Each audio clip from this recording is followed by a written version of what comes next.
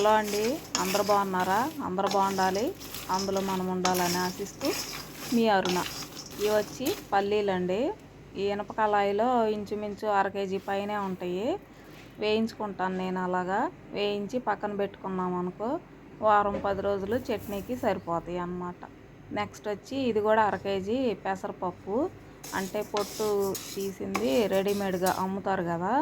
దాన్ని ఏం చేయాలంటే మనం డైరెక్ట్గా వండుకోకుండా ఇలా కళాయిలో కొంచెం కలర్ మారేంత వరకు దోరగా వేయించుకొని ఇలా 2 ఆరబెట్టుకుంటానండి ఫ్యాన్ కింద.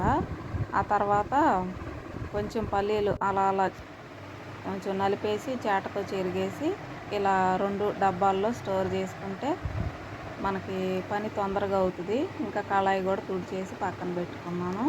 అవి 2 డబ్బాల్లో పెట్టేసుకొని ఇలా చిన్న గ్లాస్ కొలతకు పెట్టుకున్నాం అనుకో, 2 మనుషులకు 1 గ్లాసు, 4 మనుషులకి 2 గ్లాసులు అలా కొలత పెట్టుకొని వాడేసుకుంటే మనకి ఫ్యామిలీకి సరుకులు అనేవి వేస్ట్ అవ్వకుండా ఉంటాయి.